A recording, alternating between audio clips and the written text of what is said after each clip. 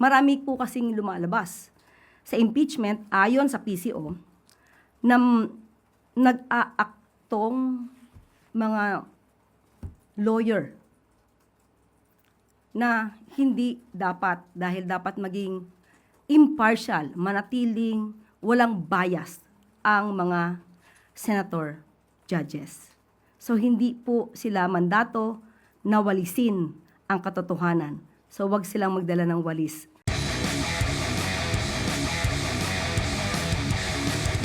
Yesterday po, after the fuel discount increase po, Manibela released a statement saying that ang fuel discount ay pansamantalang ginhawa lamang. They also cited na limited daw po yung mga kalahok na gasoline station, hence most drivers po still pay in full price. Your reaction po dito? Lahat po yan ay tinutugunan po ng ating pamahalaan at sa lahat po ng kanilang mga concerns ay makakaabot po ito para po matugunan na mas mabilis kung ano yung mga lugar na dapat pa na magkaroon ng mga gasoline stations na may magbibigay ng fuel subsidy ay dapat po na matugunan kaagad. At sa ganito po na 2 piso ang increase from 10 pesos to 12 pesos, ito po ay makakapagbigay na rin po ng ginhawa sa ating mga kababayan sa transport sector dahil itinaas nga natin sa 12 pesos kada litro.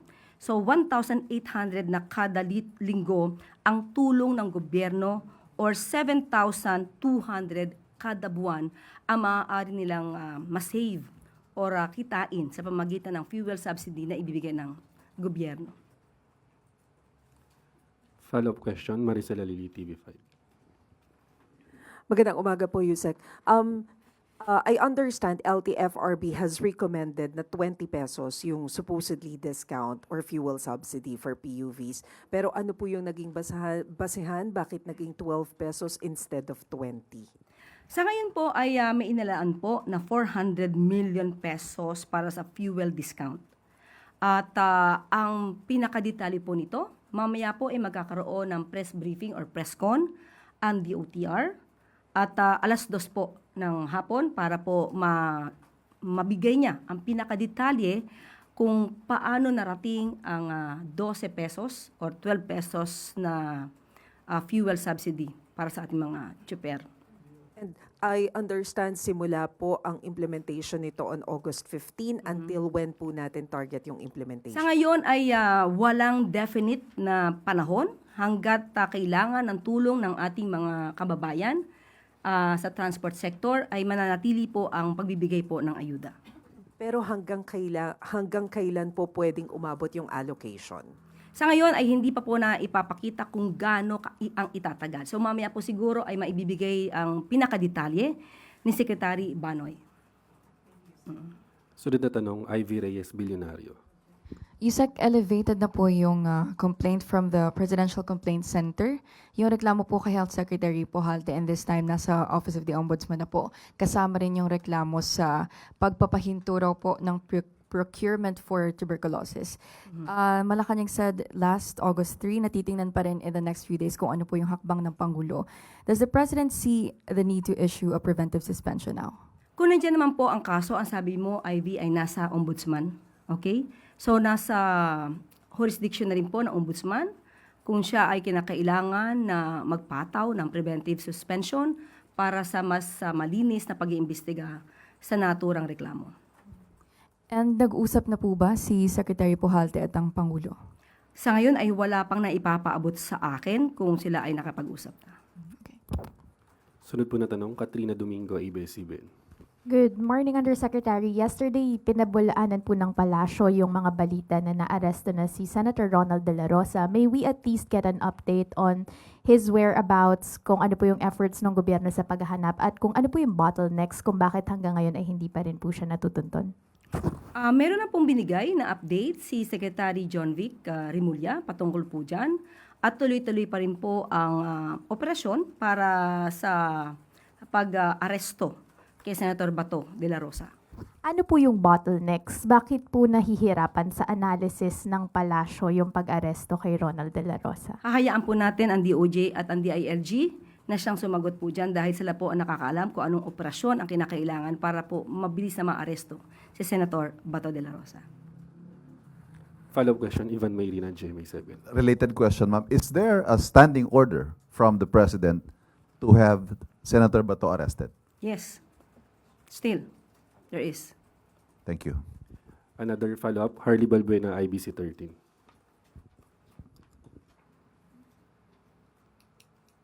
Yusek, will there be any possible charges against those who spread or posted fake information regarding Senator Bato de la Rosa? Will the PCO Anti-Fake News Desk act on it? Nakausap po natin mismo sa Secretary Dave Gomez at ipinag-utos na rin po niya sa Anti-Fake News Desk natin na tignan lahat ang nagpapakalat ng mga fake news katulad ng nangyari dito sa di umanong pagpapaaresto kay Senator Bato de la Rosa at titignan din natin kung ito ba ay malisyoso. At atin ding hinihingi ng tulong, hindi lamang sa parte ng gobyerno, kundi sa parte na rin ng mainstream media. Inaasahan po kayo ng gobyerno na makipagtulungan din po dahil kung alam natin na ang source ay walang kwentang source, siguro hindi po natin dapat na maging sanhi na rin tayo na ito ay makalat. Maraming salamat sa inyong tulong. Follow-up question, Kat Domingo, ABS-CBN. Ano po yung possible penalties na pwedeng ipataw doon sa mga mapapatunayan na nag-violate ng or nagpakalat ng fake news about this incident? Tingnan po natin, inaaral pa po kung ano yung mga naipakalat, kung paano naipakalat, at ano yung mga mensahe. Yan po ay bubusisiin muna. At kapag nakita namin kung ano ang dapat na ipataw, ibibigay po namin sa inyo kung anong kaso ang pwedeng isampa sa kanila. Pero hindi po ito tutulugan ng gobyerno. Lahat po ngayon ng fake news, hindi man ito, talagang pinatututukan na po ng PCO. Another follow-up, Maricel Alili, TV5. Yusek, just one quick. May idea na po ba tayo or at least hinala kung kanino nanggaling tong misleading information? Kahapon, nung tinanong ko rin kayo, MPC, kung saan nagmula, meron kayo ibinigay sa aking mga ibang impormasyon. Pero hindi po tayo titigil doon. At tignan po natin. Kasi kung sila man nagsimula, pero meron syempre mga troll na nagpakalat nito. Sunod po na tanong, Ann Soberano, Bombo Radio. Yusek, good afternoon po. Good afternoon na po. Kahapon po ang day 13 ng impeachment trial. Marami pong naibunyag ang testigong si Attorney Wamil. Kaya hingi po sana ako ng reaction from the palace sa naging desisyon po ng Supreme Court na ibinasura ang mga petisyon na kumu-question po sa impeachment process at kung may pahayag na rin po ang Pangulo since day 13 na po ng impeachment trial. Kung meron po, Yusek. Thank you. Patungkol po sa Supreme Court, nag-decision po sila na ibasura ang nasabing dalawang petisyon dahil ito ay naging moot dahil wala na nga sa kamay ng House of Representatives ang usapin at ito ay nasa Senado na bilang impeachment court. So nararapat lang po siguro ito ay ibasura. At alam din man po natin na ayon din sa House of Representatives ay tumugon sila kung ano ang isinasaad at sinasabi ng pinakahuling desisyon patungkol sa proseso ng impeachment proceedings. Patungkol doon sa kung ano ang reaksyon? Kung may reaction po si Pangulo, ma'am, sa day 13 ng impeachment trial, marami po kasing naibunyag yung testigong si Attorney Wamil. Personally, para po kay Pangulo ay hindi po siya magbibigay ng anumang komento patungkol dyan dahil ang nais lamang po niya talaga ay masunod ang proseso. Yun naman po lagi ang sinasabi ng Pangulo, masunod ang due process, masunod ang proseso, kung ano ang sinasabi ng batas. So kung ano yung sinasabi ng batas, kung ano yung sinasabi ng ebidensya, sana ay wag walisin, wag linisin, at pahinain ang katotohanan at lihisin ang kung ano ang sinasabi ng batas. Marami po kasing lumalabas sa impeachment ayon sa PCO na nag-aaktong mga lawyer na hindi dapat dahil dapat maging impartial, manatiling walang bias ang mga senator judges. So hindi po sila mandato na walisin ang katotohanan. So wag silang magdala ng walis sa Senado. Thank you, ma'am. Reaction din, ma'am, sa mga kritiko na politically motivated po ang naging desisyon ng Supreme Court. Lahat po na naaapektuhan, yan lagi ang sinasabi, politically motivated.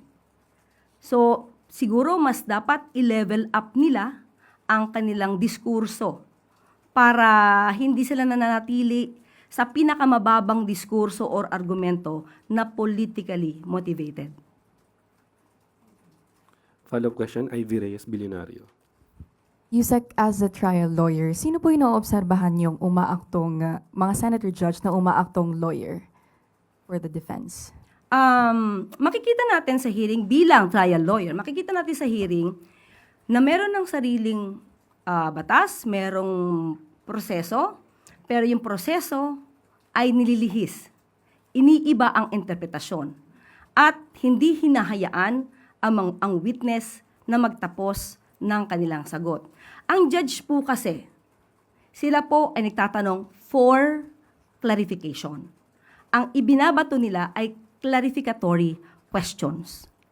Hindi po sila para mag-cross-examine ng witness. Hindi po sila dapat nakikipagdebate sa witness. Kasi ang mandato nila, kunin ang katotohanan para sa taong bayan, hindi para walisin ang batas, walisin ang dapat na malaman ng tao para lang pagtakpan ang kalokohan di umano ng iba. Another follow-up. Sige, go. Yusek, can we get any names? Napanood naman lang lahat ang impeachment trial. So, makikita niyo naman kung sino ang nagko-cross-examine ng mga judges sa Senado. Another follow-up, Kat Domingo, ABS-CBN. Undersecretary, based on the findings of the PCO and your observation, ano po yung most damaging or most biased statements from senator judges that you have heard throughout the impeachment trial? Na ang dapat managot lamang ay ang SDO. Nakalimutan na may head of agency. Ma'am, also the palace's comment on a certain senator facing an ethics complaint, sa tingin niyo po ba, meron po kasi over the spliced video of Attorney Shell Jokno, sa tingin niyo po ba, also as a state communicator, may violation din po bang nakikita dito, given na maraming nagsasabi na fake news din po yung in-upload na video, it was misleading? Wait for a while. Hindi ako aware dun sa anong video yun. Ito po yung video na pinost sa page ni Senator Pia Cayetano. That was the basis of an ethics complaint filed against her before the Senate Ethics Committee.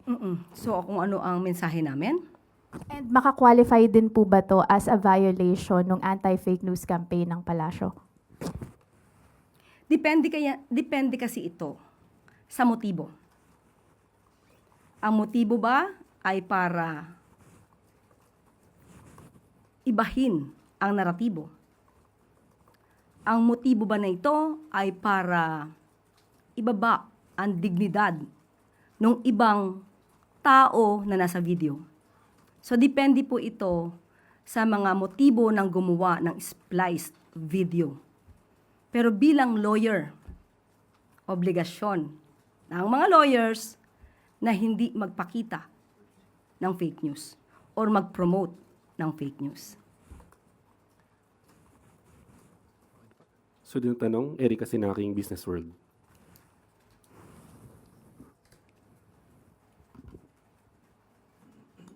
Good afternoon po, Yes, Yusek. Erika. Yes, regarding po dun sa 12.5% na forced labor tariff, now that the joint administrative order by the DTI, the DOLE, and the DOF has been submitted to Washington, may we know po yung Malacanang's expectations as we lobby the tariffs removal? Yes, ang ating pong pamahalaan ay nakikipag-usap na po at ito po rin ay nabanggit ng DTI, Secretary Chris Roque, at lahat po ng kailangan ibigay na impormasyon na hindi po tayo lumalabag sa batas at hindi po tayo pumapayag sa forced labor.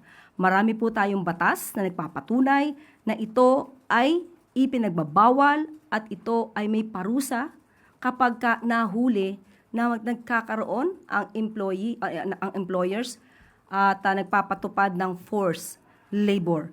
So ngayon wala pang timeline na binibigay, pero patuloy po ang pakikipagnegosasyon at pakikipag-coordinate with the USTR. Pero ma'am, follow up lang po. Optimistic po ba tayo na makakuha tayo ng resolution within the year?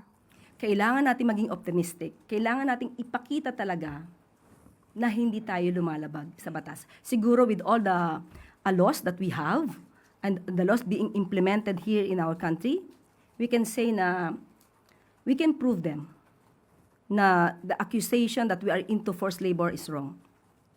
Thank you po. Follow-up question sa Medinilla Business Mirror.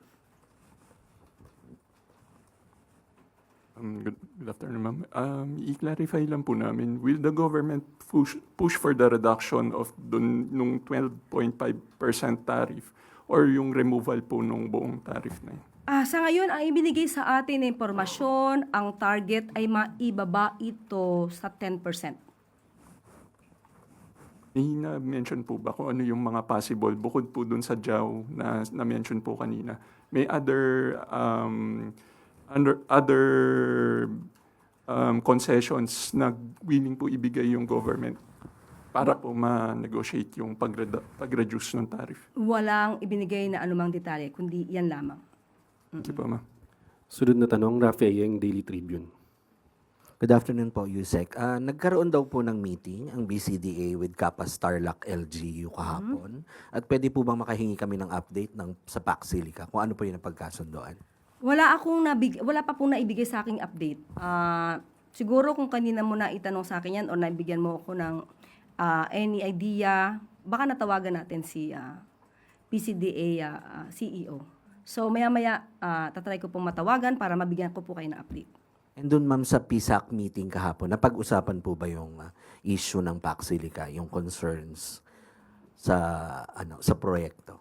Ang napag-usapan ay ang upskilling para makaagapay tayo sa papaunlad na industriya ng AI. Yan po talaga, so far, sa nakikita po natin, na tuwing may pag-uusapan po tungkol sa edukasyon, talagang pinapasok po ng Pangulo na dapat tayo ay maging competitive pagdating po sa AI. Ma'am, another topic. In its latest report ng Philippines Economic Update, the World Bank said governance concerns surrounding corruption contributed to delays in public investment and weighed on business confidence. Reaction po, and how confident ang palasyo na kaya nitong wakasan ang korupsyon sa nalalabing taon ng panunungkulan ni Pangulong Marcos? Okay, admitted na bumaba nag-slow down ang economic growth ng Pilipinas dahil sa issue ng korupsyon, dahil ito po ay pinaimbisigahan ng Pangulo. Nung pinaimbisigahan niya ay nakita natin ang lawak ng issue ng korupsyon at nag-ingat ang ating pamahalaan, ang administrasyon, sa paglabas ng pondo nung last quarter last year. Hindi nagpalabas ng pondo agad-agad sa mga infrastructure projects dahil minabuti na tignan kung yung mga kontraktor na ito ay dapat na ipagpatuloy mga proyekto na kung sila ay may magandang record o hindi. So, totoo po na nagbawas ng paggastos ang gobyerno at isa to sa nakaapekto ng pagbaba ng GDP. At sinabayan pa, after that, ilang buwan lamang ay sinabayan ng krisis sa Middle East. Pero tinutugunan ng Pangulo at ng administrasyon para maibsan ang naranasan nating yung impact ng krisis na ito sa pamamagitan ng uplift. So, kahit na meron tayong programa tungkol sa uplift at nakita po nga natin na bumababa naman ang inflation rate, but still, hindi tayo magsasawalang bahala. Patuloy ang pagmomonitor na ito. At inaasahan po siguro itong third quarter, second quarter or third quarter ay medyo ang paggastos ng gobyerno para mas makita ang pagtaas, yung economic growth ay gagawin po. Pahabol po na katanungan, Ivy Reyes, Bilyonaryo. Yusek, still on Pax Silica. Meron pong separate petitions on groups like Bayan and the International League of People Struggles, and one of their petitions has over 387,000 verified signatures on change.org. Ano pong komento ng Palace dito na ganito yung volume of criticisms and apprehension from the people? Siguro mas maganda lamang po na mabigyan sila ng tamang impormasyon kung paano ang Pax Silica nagagawin at kung paano ito makakabuti sa ating bansa. Kasi ang nakikita po natin sa ngayon, marami po sa SOCMED na puro negatibo ang naipapakita. Katulad na lamang po na maaari mapaalis ang mga magsasaka sa nasabing lugar. Pero ang sabi nga natin, year 2019 ay na-allocate na po ang 3,500 na buildable zones. So yung 3,500, hindi na po ito dapat na sinasaka. Meron pong mga lugar na para sa ating mga magsasaka sa nasabing lugar. So, siguro tama lang na pagbibigay ng impormasyon sa ating mga kababayan, sa mga lahat ng pumirma dyan. We hope na nung pumirma kayo ay alam nyo ang detalye patungkol dito. Hindi sila muwang, hindi sila mangmang sa kung ano ang Pax Silica. Sana alam nila talaga kung ano ang nilalaman ng agreement na ito. Another follow-up, sa Medinilla Business Mirror. Good afternoon, ma'am. Clarify lang po namin, dadaan pa rin po ba kay President Marcos yung framework deal for Pax Silica? Or sa Senate lang po? Or ano? Ibibigay po ang report kay Pangulo kasi para po makita ng Pangulo kung ano yung nararapat at makapagkomento siya, ito hindi dapat, ito dapat. Nasa Pangulo pa rin po yan. Nabigay po bang timeline si President Marcos kung kailan niya gustong makita yung draft ng framework deal before yung scheduled signing sa November? Mamaya po, itatanungin ko sa kanya ang iyong katanungan, Sam. Thank you po, ma'am. Salamat. Another follow-up, Allen Limas, The Manila Times. Ma'am, you mentioned po na meron na pong mga mga agreement na nagawa po on the ground. Pero some of the farmers and indigenous peoples claim na wala pa po silang idea about the whole Pax Silica issue. Any reaction po to that?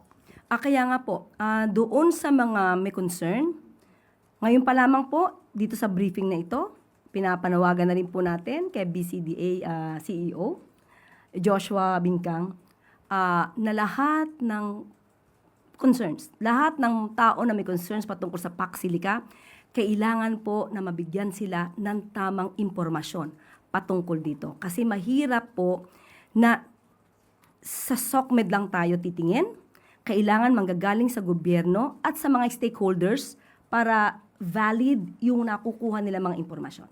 So, ipagbibigay alam po natin kay BCDA CEO. Anyway, even before naman po, binanggit na natin, nung nagkaroon ng issue kay Mayor Tarlac, Kapas Mayor, ang issue na to.